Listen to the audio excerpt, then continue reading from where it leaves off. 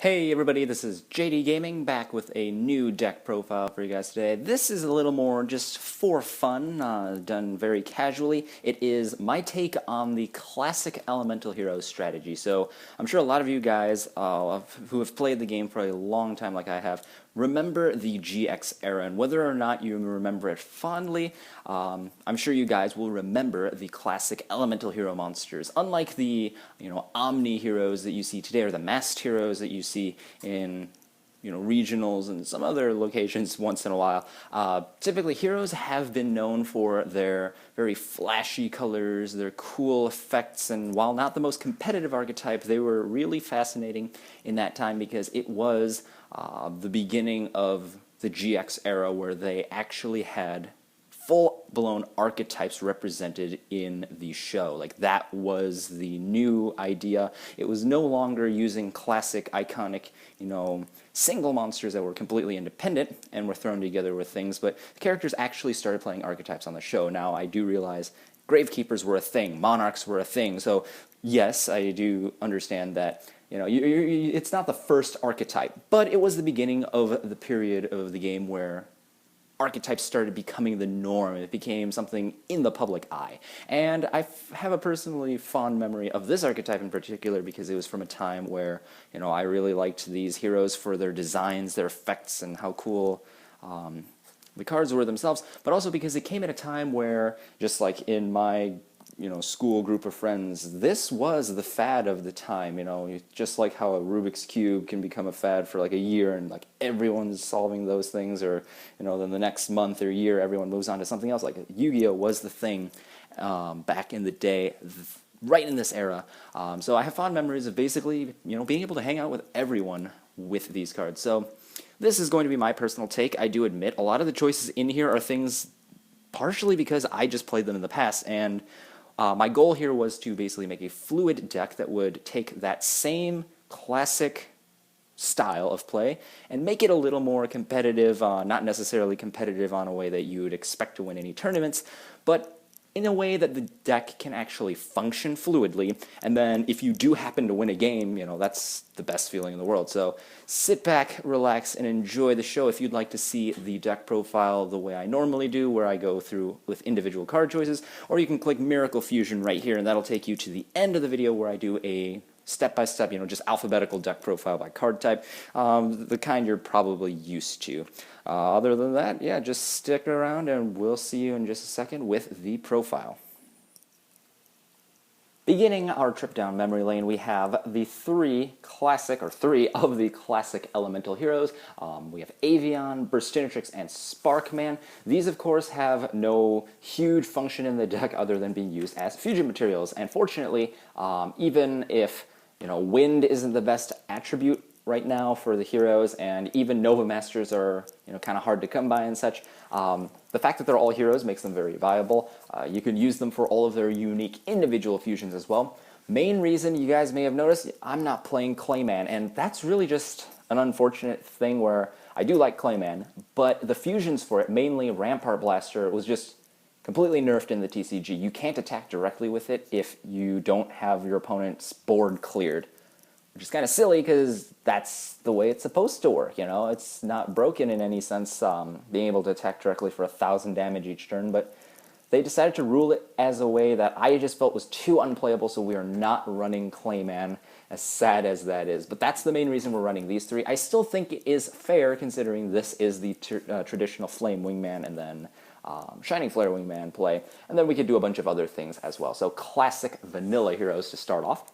Next, also kind of in the core lineup of heroes, we have Elemental Hero Bubble Man. This guy, of course, you've seen in a bunch of decks like Bubble Beat, where you could use it for quick Xyz plays.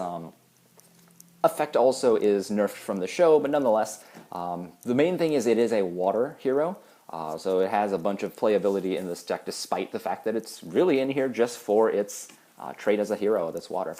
Let's see, we have Blade Edge here, Wild Heart.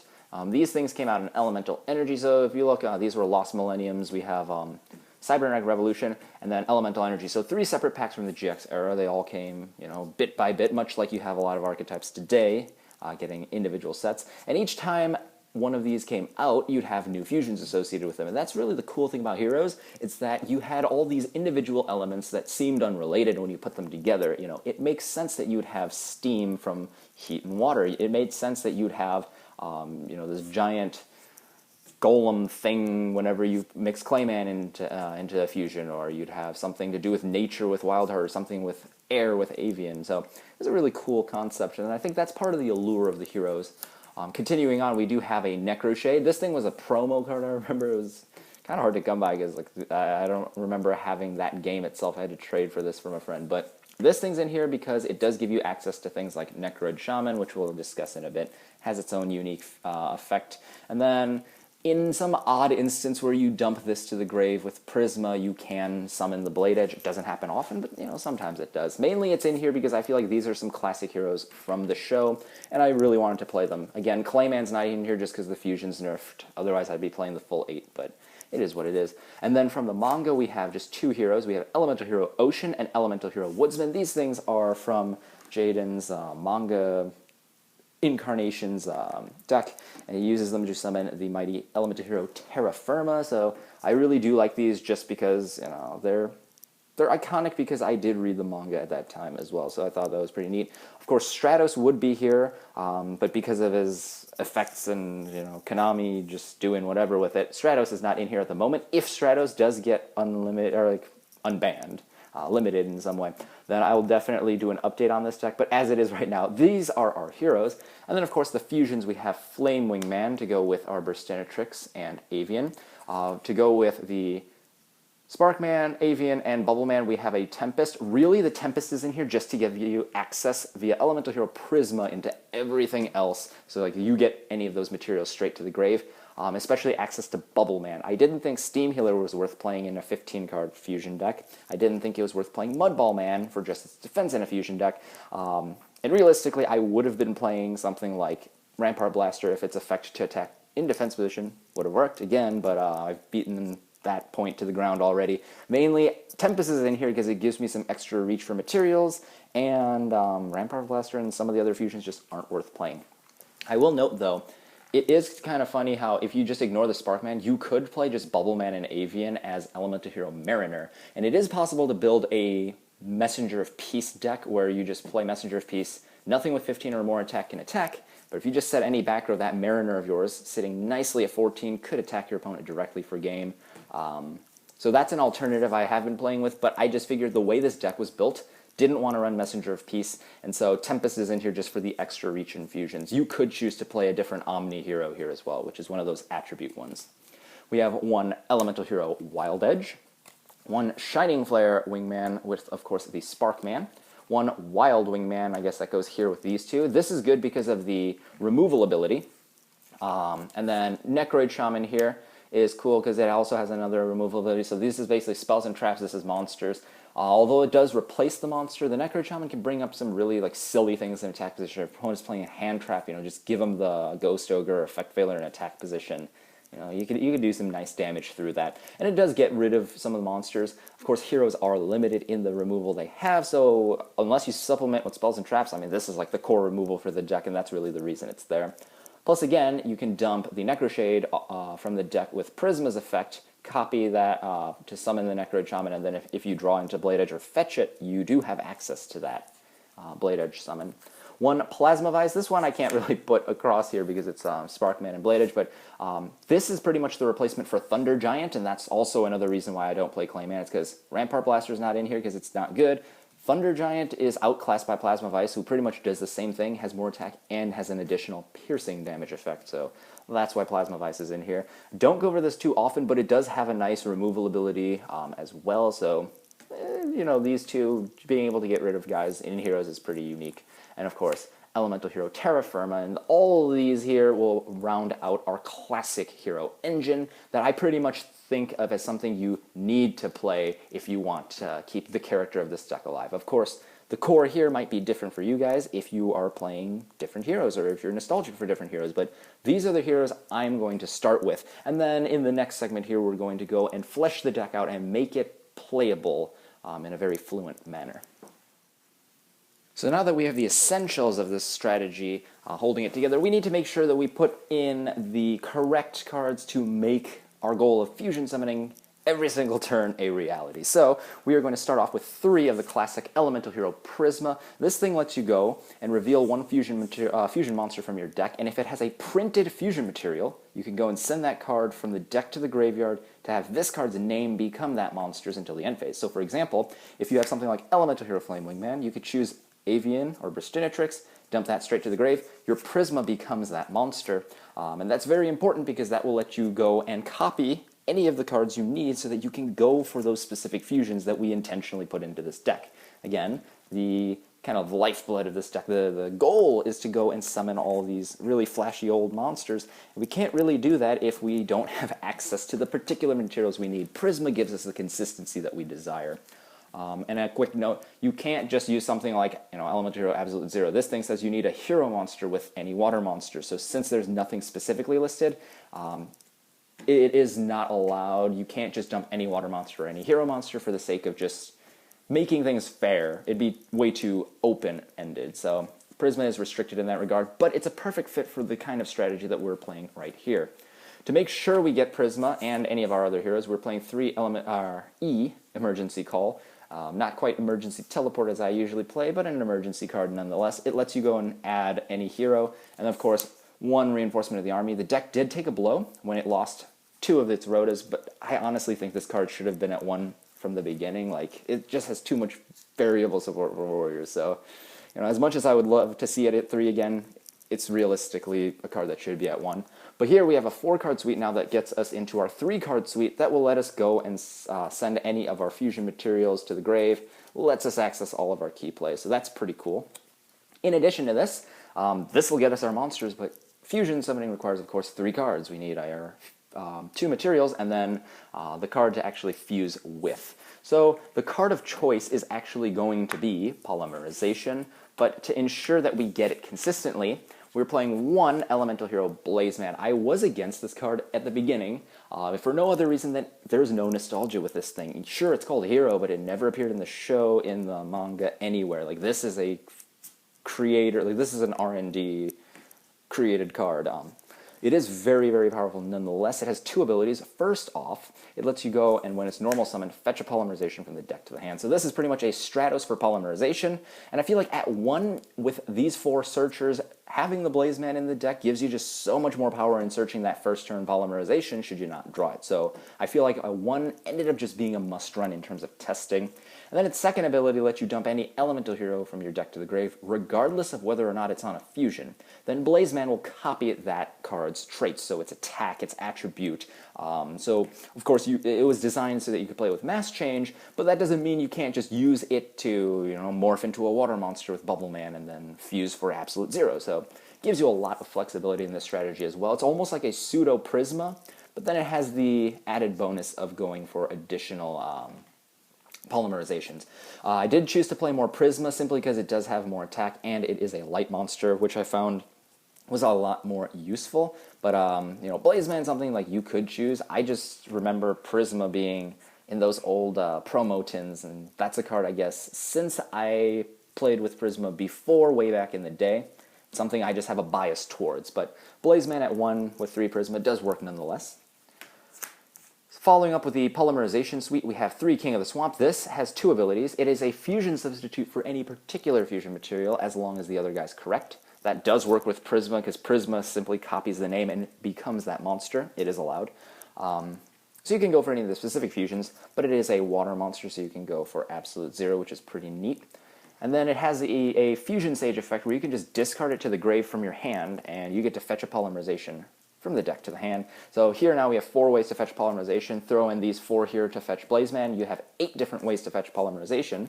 And as if that weren't enough, we're actually going to run the full 3 Polymerization because in testing I found, even with 3, there are games where you will sometimes not open with Polymerization, and you sure as heck want to draw 2 Polymerizations more so than you want to draw none, because the deck really does focus on making its fusion summons. So 3 is a necessity. I mean, you can try risking 2 if you would like. I just personally did not find 2 to be adequate, even with all of these cards to access polymerization, because realistically you're going to want to use polymerization again and again as well, and that's another problem that we will address in just a bit.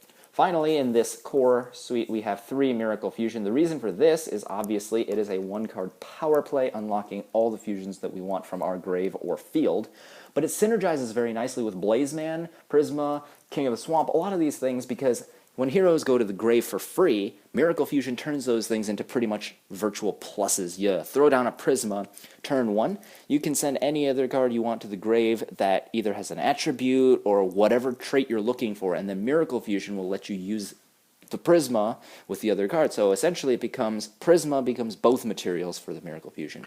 Likewise, you could do that with Blazeman, using its second ability to send anything to the grave, and then King of the Swamps that are used to fetch polymerization as a 1-for-1 deck thinner ends up being free material for absolute 0 as well. So Miracle Fusion, of course, doesn't need any particular introduction, I don't think, but nonetheless, in this strategy, it's particularly potent because of the kinds of cards that we're using to send things to the grave, which ultimately become free advantage.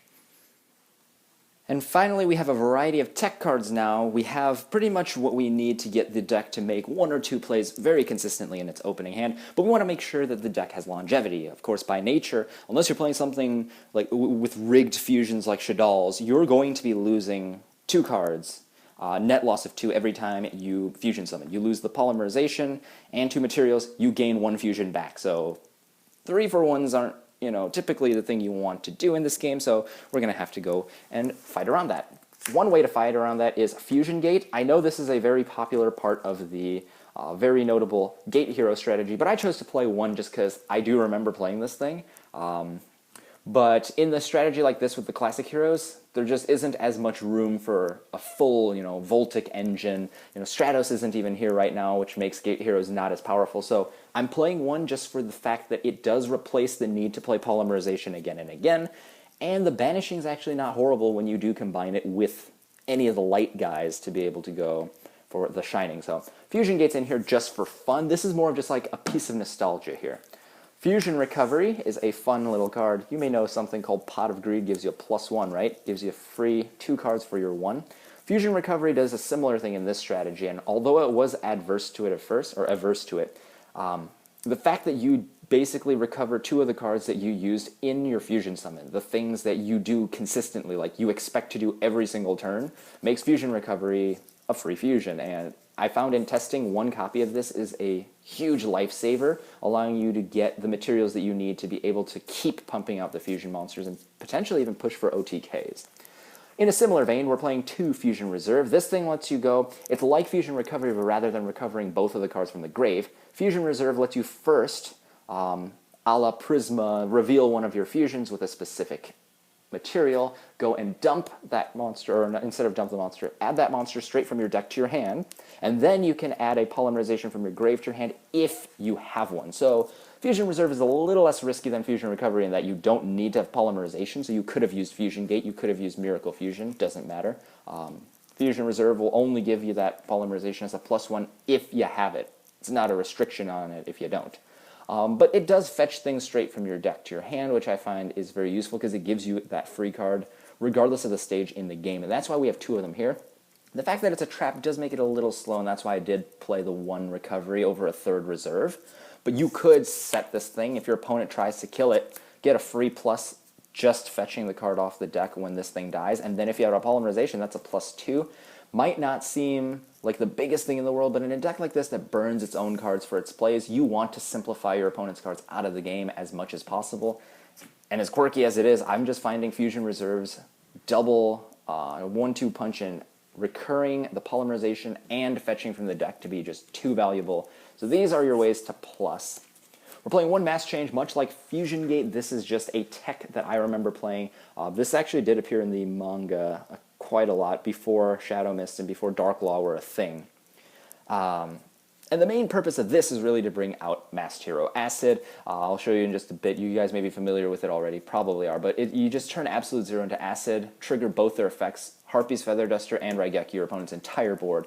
So the reason I'm playing 1 here is I'm not playing Shadow Mist to fetch Mass Change, and so it's more of an if I draw the Mass Change, I can easily force my hand to have a water guy to get that play going, as opposed to if I play 3 mass change, now every time I draw it, I'm going to have to, make the most out of mass change. So it's basically because I don't think masked heroes are a classic hero per se in the traditional sense that I would consider heroes, but it is something still from my experience with heroes, and I wanted to play the one to represent that masked hero acid play. And I feel like it works as one, just as a tech, because again, with all the search power, you can access the monsters on a need basis. One skyscraper, also for nostalgia. This thing just lets you beat over bigger monsters. You rarely ever use this thing. But there are funny instances when you can just summon like a Prisma, run over your opponent's big monster like a Tyrus or like Durandal or something. Things like that can happen with Skyscraper. Plus, it does make a little extra use out of something weak like Flame Wingman. I mean, this is just a classic combo I just felt like I had to include for the sake of nostalgia. So it's in there as a one of. If you draw it and you don't need it, I mean, heck, it kind of sucks. But I feel like more often than not, you'll be able to use it with one of your weaklings just to take out a monster. Raigeki helps you clear your opponent's board, which is key in this deck because you don't have a ton of removal in your core monster lineup, and because this lets you push for game. Heroes don't have a problem in this deck of getting monsters on the board, it's just they won't last forever because they don't have any built-in protection. So 2 ways you can play this deck are either go protect your guys, which lowers your consistency, or just focus entirely on clearing your opponent's board and killing them as fast as you can with your consistent summons. That's the way I decided to go. And for that reason, we're playing 3 Blazing Mirror Force as our defensive option. This thing is a step up from Mirror Force because it does that Ring of Destruction style burn damage to both players for half the sum of your opponent's attack position monsters that were destroyed. So the whole point of this is it's twofold in pushing you towards that kill. It lets you clear your opponent's board, which means you can attack them directly, and it also does that immediate damage, lowering the threshold that you have to hit with your monster so that you can win. I had been testing Mirror Force for a while, and I did like the idea that, you clear your opponent's board like Raigeki, push in some direct attacks and potentially win, but Blazing Mirror Force I just find has a huge bit of acceleration to the strategy. You really do want to see the Blazings as fast as possible. I do admit there are times when your opponent plays things that you can't kill with Blazing Mirror Force. Like my brother plays Artifact Durandal to negate, or not negate, but like redirect its effect as just hit my artifact. Or he'll sometimes summon something like Tyrus, that's invincible to destruction by card effect. So yes, people do have outs to it. 101's a popular one, things like that. But if you can help clear your opponent's board with it, especially when they're not expecting it with Blazing Mirror Force, I mean, that extra damage and open field that you create, they're just so important to this strategy. I just found this to be the best fit. And then finally for the main deck, we're playing 2 Effect Failures and 2 Max C. These hand traps are very important because, unlike normal trap cards, they give you more advantage. If you look here, Fusion Reserve is a trap that's not really used like a trap, but it's pretty much something that gives you extra cards so that your -2 fusion plays aren't as devastating in the long run. Blazing Mirror Force and Raigeki allow you to go kill your opponent's board, and it's a mentality of if I can't get free pluses, I'm going to kill your cards so that, simplified down, you're down to my level. It's an equalizer. Max C, of course, gives you that draw power, which is good because it helps you go and sustain your plays, and Veiler is useful because you can stop things like 101, Castel, and a whole slew of other monsters that can just get rid of your hero fusions without much effort at all. Those staple cards becoming a staple is really what made heroes get pushed out pretty much unless you're playing masked heroes. It's because your main monsters like Absolute Zero and the Shining mean nothing when their effects don't trigger. And so Veiler helps force those through. The great thing about these 2 in particular, though, is that because they are monster cards that end up in the grave, you can get extra mileage out of them. When you dump them in the grave, you can use them with Miracle Fusion, get yourself out a Shining or Elemental Hero Gaia, and that may not seem like a huge reason to play them, but it's just an additional factor that bumps them in a positive way when they're already standout cards in the strategy. So I feel these were the best cards to try and put into the deck, and so far in testing, I mean, I'm really loving how it works. So that's the rest of the main deck here. Again, we're focusing on a handful of tech pieces, a few defenses that will help equalize the field, and of course some ways for us to just gain some cards so we can continue playing. That does put us at 40 cards. And then the rest of the fusions to make the deck playable are 2 absolute 0. This thing just needs a hero and a water monster. This is cool because it goes and Raigekis your opponent's board whenever this thing leaves the field. Unfortunately, it doesn't count as leaving the field when it becomes an Xyz material, so Honor Arc kind of screws it over, but you know, heck, what you're going to do. We are, of course, playing the 1 Masked Hero Acid with it because you can mass change it and then do that Harpy's Feather Duster effect with Acid. There are also times when my opponent has like a big board of like pendulum monsters, and it's pretty awesome being able to Acid to get rid of all their pendulum spells and traps, their back row, and even weaken, you know, their entire pendulum flood by 300 points apiece. So pretty potent card in general, extra potent against pendulums. For what it's worth, you know, this deck's not going to be winning YCSs or anything, but nonetheless, it does give you that little extra bit of oomph when you need it. We have 1 Gaia. This thing, of course, can be played with our Woodsman and our Wildheart, but again, with Max C. And while its attack boost is not permanent, the fact that it pretty much has Dark Rebellion Xyz Dragon written on it means I think it's a card worth playing as an Omni hero. Plus, in terms of just, like, background lore of this, I mean, Absolute Zero and Gaia appeared back-to-back in the manga, and I remember that's pretty much as far as I read into that series, so Gaia is pretty much the last hero that I heard about from that, so I like this card. It's just a personal pick. We, of course, have 2 Elemental Hero, The Shining. This is something that's popular for a lot of people because of the competitive scene. I never saw this appear in the manga, but I do believe it has, and really this is in here because when you're playing Prisma as your main beater, it makes sense to adopt the very popular hero beat kind of hero, what is it, Gemini, light Gemini beat deck strategy. Bring out this guy as a recursive monster. You have Fusion Gate and Miracle Fusion to access it. No real reason not to. So that's why he's in here. Again, he also loses out to Castel and 101, and that's really the reason why you do want to play the Veilers. But the cool thing is now Veiler also lets you summon this guy out, which makes it a little more full circle. And finally, this is in here just for fun. Much like Tempest, it's something that could be switched out for something else if you'd like, but Elemental Hero Core is a new card that was adapted from the manga, from, I believe, the end of the series. It requires any 3 hero monsters, and can only be summoned by Fusion Summon, just like all these other heroes. But it has 2 really cool abilities. First of all, anytime it, well, I guess 3 abilities. If it gets attacked, you can double his original attack. So he becomes, from 2,700, he becomes 5,400, which is pretty good. Your opponent's probably not going to attack you unless they have Honest. Like, even Kalut the Moonshadow is not going to save Blackwings against this guy, right? His second ability is very similar to Tyrus. Anytime he battles, either way, you can kill a monster on the board. So this thing can go kill a monster, then with his effect trigger and kill another monster. So yeah, he costs 3 heroes and a fusion card to play, but if you Miracle Fused 3 materials anyway from the grave that were totally free, now you have this big wrecking ball that kills a guy and kills another guy and immediately makes 2 of your cards back for you. So very powerful sweeper at the end of the game. And finally, if he does go down, when he's destroyed, you can go and target any of your elemental heroes that are level 8 or lower that are residing in your graveyard, and ignoring their special summoning conditions, summon them back to the field. So you could summon back a Shining, you could summon back an Ab-Zero, you could summon back something as crazy as like Elemental Hero, Shining Flare, Wingman. Whatever the case may be, anything that you've put into your grave previously in the game is fair game with the core, which is really a phenomenal effect. It's on the level of Shining in that kind of recursive power there. Alright guys, so here is the deck list in alphabetical order. Starting with the main deck, we have Elemental Hero Avian, Burstinatrix, and Sparkman, 2 Effect Veiler, 1 Blade Edge, 1 Blazeman, 1 Bubbleman, 1 Ocean, 3 Elemental Hero Prisma, 1 Necroshade, 1 Wildheart, 1 Woodsman, 3 King of the Swamp, 2 Max C's. Then for spells, we have 3 Emergency Call, 1 Fusion Gate, 1 Fusion Recovery, Mask Change, 3 Miracle Fusion, 3 Polymerization, a Raigeki, 1 Reinforcement of the Army, 1 Skyscraper, and then for traps we play 3 Blazing Mirror Force and 2 Fusion Reserve.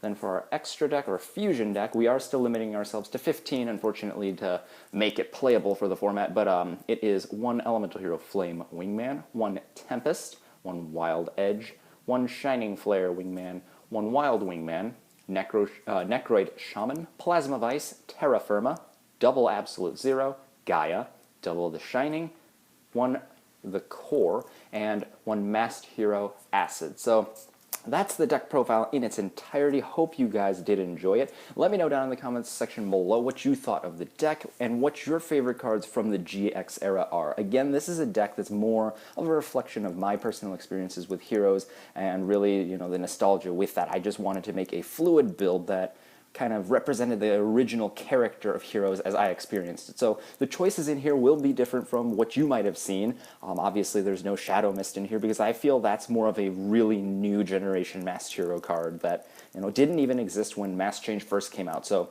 personal reasons are detailed in the earlier section if you didn't see it. If you did, you know, thank you very much for watching in its entirety. And if you guys enjoyed this video, please be sure to thumbs up. It does help me a lot. And feel free to share with your friends, because I'm sure that you guys will know people who will enjoy something from the GX era as well. So thanks, guys. This is JD Gaming. Once again, I hope you guys enjoyed, and I'll see you guys next time.